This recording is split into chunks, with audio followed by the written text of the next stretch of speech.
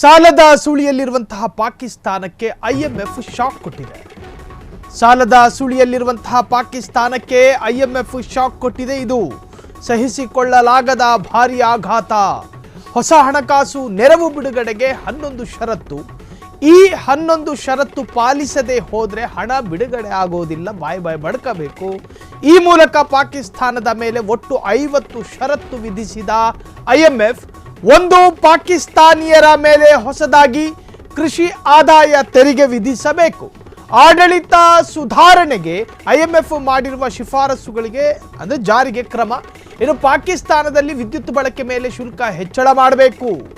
ಪಾಕಿಸ್ತಾನದಲ್ಲಿ ವಿದ್ಯುತ್ ಬಳಕೆ ಮೇಲೆ ಹೊಸದಾಗಿ ಸುಂಕ ವಿಧಿಸಬೇಕು.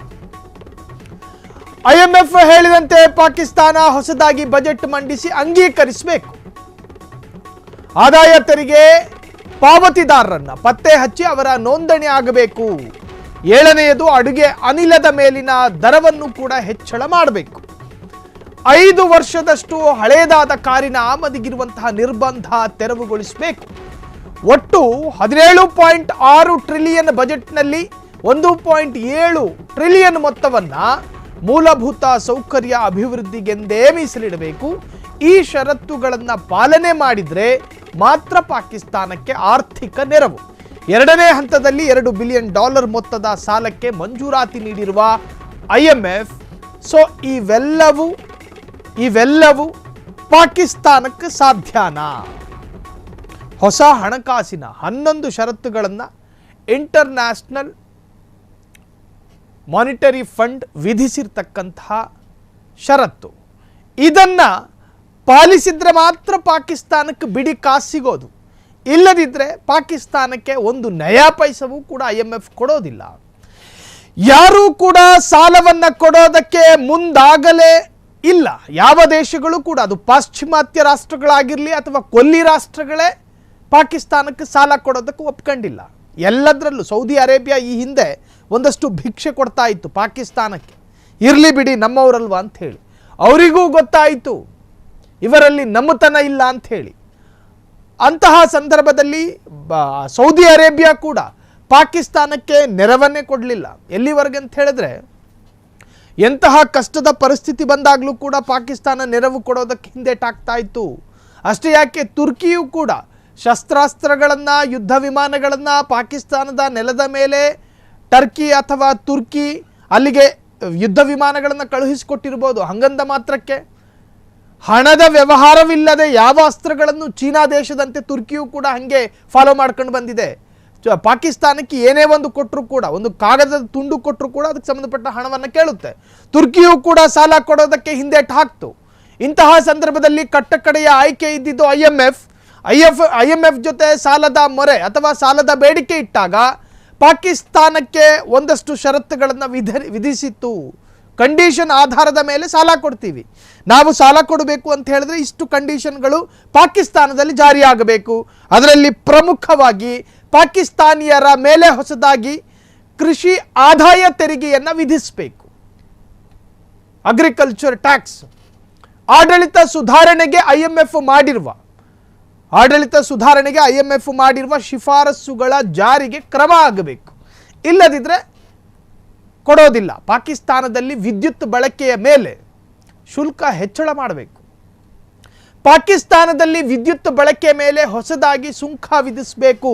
ಈಗಿರೋ ಅಲ್ಲಿನ ಟ್ಯಾಕ್ಸ್ ಸಿಸ್ಟಮ್ಗಳಿದಾವಲ್ಲ, ಪವರ್ ವಿಚಾರದಲ್ಲಿ, ವಿದ್ಯುತ್ ವಿಚಾರದಲ್ಲಿ, ಆ ಸುಂಕದಲ್ಲಿ ಬದಲಾವಣೆಗಳನ್ನು ತರಬೇಕು. ಹೊಸತಾದ ಸುಂಕ ನಿಯಮಗಳನ್ನು ತರಬೇಕು. ಐಎಂಎಫ್ ಹೇಳಿದಂತೆ ಪಾಕಿಸ್ತಾನ ಹೊಸದಾಗಿ ನೂತನವಾಗಿ ಬಜೆಟ್ ಮಂಡಿಸಿ ಅಂಗೀಕರಿಸಬೇಕು. ಈ ಹಿಂದೆ ಬಜೆಟ್ ಆಗಿದ್ದರೆ, ಆ ಬಜೆಟ್ ಆಗಿ ಆ ಬಿಲ್ ಮಸೂದೆ ಆಗಿದ್ದರೂ ಕೂಡ ಅದನ್ನು ಡಸ್ಟ್ಬಿನ್ನಿಗೆ ಹಾಕಿ ಈಗ ಹೊಸದಾಗಿ ಬಜೆಟನ್ನು ಮಂಡಿಸಿ. ನಮ್ಮಲ್ಲಿ ಕೆಲ ಗ್ರಾಮಗಳಲ್ಲಿ ತಮಿಳುನಾಡಿನಿಂದ ಬಂದು ಒಂದಷ್ಟು ಬಡ್ಡಿಗೆ ಹಣ ಕೊಡ್ತಾರೆ. ಆ ಬಡ್ಡಿಗೆ ಹಣ ಕೊಡಬೇಕಾದ್ರೂ ಕೂಡ ಸರಿಯಾದ ಟೈಮಲ್ಲಿ ಕೊಡಿ ಅಂತ ಮಾತ್ರ ಮೌಖಿಕವಾಗಿ ಹೇಳ್ತಾರೆ. ಆದರೆ ಇವರು ಕೇಳಲ್ಪಟ್ಟ ಐಎಂಎಫ್ ವಿಧಿಸಿರ್ತಕ್ಕಂತಹ ಸಾಲದ ನಿಬಂಧನೆಗಳಿದಾವಲ್ಲ, ಇದು ಪಾಕಿಸ್ತಾನ ಜಾರಿಗೆ ತರೋದು ಬಿಡಿ, ಅದನ್ನು ಕಲ್ಪನೆಗೂ ಕೂಡ ಅವರಿಗೆ ಅದು ಆಘಾತವಾಗಿ ಕಾಡುತ್ತೆ. ಆದಾಯ ತೆರಿಗೆ ಪಾವತಿದಾರರನ್ನು ಪತ್ತೆ ಹಚ್ಚಿ ಅವರ ನೋಂದಣಿ ಆಗಬೇಕು. ನೋಡಿ, ಟ್ಯಾಕ್ಸ್ ಕಟ್ಟೋ ಟ್ಯಾಕ್ಸ್ ಪೇಯರ್ಗಳಿರ್ತಾರೆ ನೋಡಿ, ಆದಾಯ ತೆರಿಗೆ ಪಾವತಿದಾರರು, ಅವರನ್ನು ಪತ್ತೆ ಹಚ್ಚಬೇಕು. ಪತ್ತೆ ಹಚ್ಚಿ ಸುಮ್ಮನೆ ಬಿಡೋದ ಅಲ್ಲ, ಅವರನ್ನು ನೋಂದಣಿ ಆಗಬೇಕು. ಕಾರಣ ಅವರ ತೆರಿಗೆ, ಅವರ ಟ್ಯಾಕ್ಸ್ಗಳು ಸರ್ಕಾರದ ಬೊಕ್ಕಸಕ್ಕೆ ಬರ್ತಾ ಇರಬೇಕು ಅಂತ. ಬಂದರೆ ತಾನೇ ನೀವು ನಮಗೆ ಸಾಲ ರಿಟರ್ನ್ ಮಾಡುವಂತಹದ್ದು. ಅಡುಗೆ ಅನಿಲದ ಮೇಲಿನ ದರವನ್ನು ಕೂಡ ಹೆಚ್ಚು ಮಾಡಬೇಕು. ಇದು IMFನ ನಿಬಂಧನೆ, ಇದನ್ನು ಜಾರಿಗೆ ತರಲೇಬೇಕಾಗುತ್ತೆ. ಇಲ್ಲ ಅಂತ ಹೇಳಿದ್ರೆ ಸಾಲ ಸಿಗೋದಿಲ್ಲ. 8ನೇದು 5 ವರ್ಷದಷ್ಟು ಹಳೆಯದಾದ ಕಾರಿನ ಆಮದಿಗಿರತಕ್ಕಂತಹ ಇಂಪೋರ್ಟ್ ಮಾಡ್ಕೋತಾರಲ್ಲ ಆಮದು, ಅದರ ಮೇಲೆ ನಿರ್ಬಂಧ ಇದೆ. ಈಗ 5 ವರ್ಷದಷ್ಟು ಹಳೆಯದಾದ ಕಾರಿನ ಆಮದಿಗಿರುವಂತಹ ನಿರ್ಬಂಧವನ್ನು ತೆರವು ಮಾಡಿ ಆಮದು ಮಾಡ್ಕೊಳ್ಳಿ ನಿಮ್ಮ ದೇಶಕ್ಕೆ ಅಂಥೇಳಿ IMF ಸೂಚನೆಯನ್ನು ಕೊಟ್ಟಿದೆ. ಒಟ್ಟು 17.6 ಟ್ರಿಲಿಯನ್ ಬಜೆಟ್ನಲ್ಲಿ 1.7 ಟ್ರಿಲಿಯನ್ ಮೊತ್ತವನ್ನು ಮಾತ್ರ ಮೂಲಭೂತ ಸೌಕರ್ಯ ಅಭಿವೃದ್ಧಿಗೆಂದು ಮೀಸಲಿಡಬೇಕು. ಉಳಿದ ಹಾಗೆ ಅಧಿಕ ಪ್ರಸಂಗ ಮಾಡೋಕ್ಕೆ ಹೋಗಬಾರ್ದು. 17.6 ಟ್ರಿಲಿಯನ್ನಲ್ಲಿ ಈಗಾಗಲೇ ಪಾಕಿಸ್ತಾನ ಅದರಲ್ಲಿ 5 ಟ್ರಿಲಿಯನ್ ಅಭಿವೃದ್ಧಿಗೆ ಮೀಸಲಿಟ್ಟಿದೆಯೋ, ಮೂಲಭೂತ ಸೌಕರ್ಯಗಳಿಗೆ 2 ಟ್ರಿಲಿಯನ್ ಇಟ್ಟಿದೆಯೋ, we don't know, I am not sure. ಆದರೆ ಬಜೆಟ್ನಲ್ಲಿ ಇನ್ನು ಮುಂದೆ ಜಾರಿಯಾಗುವಂತಹ ಅಥವಾ ಬಿಲ್ ಮಸೂದೆ ಮಂಡನೆಯಾಗುವಂತಹ ಬಜೆಟ್ನಲ್ಲಿ 1.7 ಟ್ರಿಲಿಯನ್ ಮೊತ್ತವನ್ನು ಮೂಲಭೂತ ಸೌಕರ್ಯ ಅಭಿವೃದ್ಧಿಗೆಂದು ಮೀಸಲಿಡಬೇಕು. ಯಾರು ಹೇಳಿಕೊಡ್ತಾ ಇರೋದು? IMF ಇವರಿಗೆ ವಿಧಿಸ್ತಾ ಇರತಕ್ಕಂತಹ ಷರತ್ತು. ಈ ಷರತ್ತುಗಳನ್ನು ಪಾಲನೆ ಮಾಡಿದರೆ ಮಾತ್ರ ಪಾಕಿಗೆ ನಾವು ಆರ್ಥಿಕ ನೆರವನ್ನು ಕೊಡ್ತೀವಿ, ಇಲ್ಲಾಂದರೆ ಬಿಡಿಗಾಸು ಕೂಡ ಪಾಕಿಸ್ತಾನಕ್ಕೆ ಸಿಗೋದಿಲ್ಲ. 2ನೇ ಹಂತದಲ್ಲಿ $2 ಬಿಲಿಯನ್ ಮೊತ್ತದ ಸಾಲಕ್ಕೆ ಮಂಜೂರಾತಿ ನೀಡಿರ್ತಕ್ಕಂಥ IMF ಇವೆಲ್ಲವೂ ಕೂಡ ಹೇಳೋದಕ್ಕೂ ಕೇಳಿಸ್ಕೊಳ್ಳೋದಕ್ಕೂ ಕಿವಿಗೆ ಚೆನ್ನಾಗಿರುತ್ತೆ. ಆದರೆ ಇದನ್ನು ಪ್ರಾಯೋಗಿಕವಾಗಿ ಪಾಕಿಸ್ತಾನ ಜಾರಿಗೆ ತರುತ್ತಾ? ಅಲ್ಲಿನ ಸೇನಾ ಸಿಸ್ಟಮ್ಗಳೇ ಹೆಂಗಿದೆ? ಈಗಿರ್ತಕ್ಕಂತಹ ಮುನೀರ್ ವಿರುದ್ಧ ಅಲ್ಲಿನ ಸೇನೆಗಳೇ ತಿರುಗಿ ಬಿದ್ದಿದ್ದಾವೆ. ಸೇನೆಯ ಮಾತು ಸರ್ಕಾರ ಕೇಳಲ್ಲ, ಸರ್ಕಾರದ ಮಾತು ಸೇನೆ ಕೇಳಲ್ಲ. ಪಾಕಿಸ್ತಾನದ ಶಹಬಾಜ್ ಮಾತು ಸಂಸದರು ಕೇಳಲ್ಲ, ಸಂಸದರ ಮಾತು ಶಹಬಾಜ್ ಕೇಳಲ್ಲ. ಆಳುತ್ತಿರೋದು ಮಂತ್ರಿಯೋ ಅಲ್ಲಿನ ಸೈನ್ಯವೋ ಗೊತ್ತಾಗ್ತಾ ಇಲ್ಲ.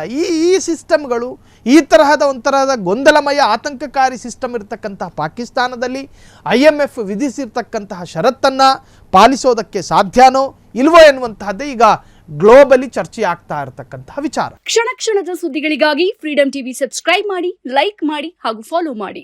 ಹೊಸ ಸುದ್ದಿಗಳ ನೋಟಿಫಿಕೇಶನ್ಗಾಗಿ ಬೆಲ್ ಐಕಾನ್ ಮೇಲೆ ಕ್ಲಿಕ್ ಮಾಡಿ.